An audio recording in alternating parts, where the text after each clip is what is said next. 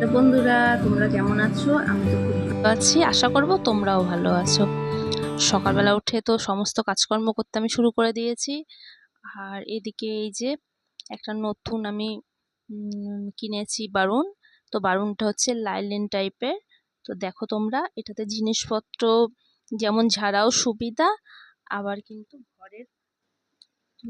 ঘরের তোমরা যদি মনে করো যে নোংরা ঝাড়বা, সেটাও কিন্তু ঝাড়া হবে। তো যাই হোক, আমি কিন্তু সব রকমই কাজ চালাচ্ছি। এটা কেবল নতুন খুললাম প্যাকেটটা, তোমরা তো দেখতেই পেলা। তো একদম নরম, অবশ্য ফার্নিচার যদি মনে করো এটা দিয়ে তোমরা কিন্তু সেটাও ঝাড়তে পারবে, কোনো অসুবিধা নেই।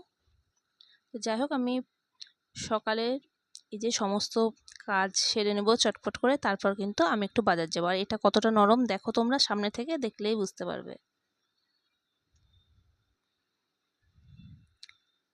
তো আমার এদিকে ঘর মোটামুটি সব পরিষ্কার হয়ে গেল। এবার কিন্তু আমি রেডি হয়ে নিয়েছি, আমি একটু বাজারে যাব।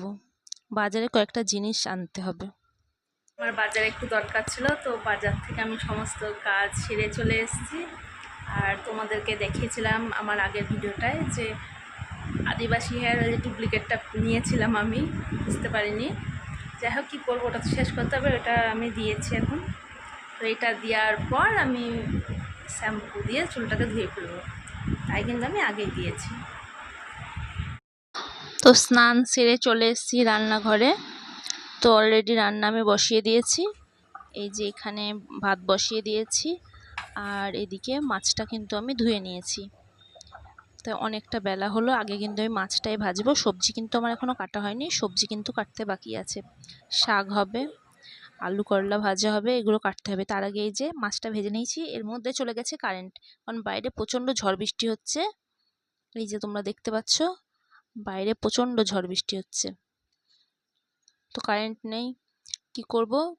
আর অনেকটাই বেলা হয়ে গেছে।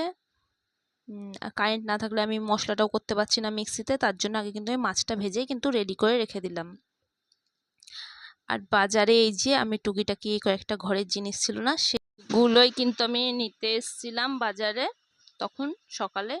এই যে সেই জিনিসগুলো। এরপর মেয়ে আর স্কুল যায়নি, মেয়ের প্রচণ্ড শরীর খারাপ, মেয়ের এসছে জ্বর, প্রচণ্ড ঠান্ডা লেগেছে, তো সারাদিন উঠতে পারেনি। এই যে এখন দুপুরবেলায় খাওয়ার আগে একটু ঘুমটা ভেঙেছে, বলছে ভাত খাবে না। তো আমি ভাত দিয়েছি, খেতে চাইছে না। আজ দুপুরে হয়েছে এই যে ভাত, আলু করলা ভাজা, শাক আর মাছের ঝোল। আর এদিকে ওর এত শরীর খারাপ, ও একা খেতে পাচ্ছিল না, তাই তোমাদের দাদা কিন্তু মেয়েকে খাইয়ে দিচ্ছিল। তো যাই হোক, এরপর সন্ধেবেলায় তিনজন একটু চা করে নিলাম, তিনজনের মতো।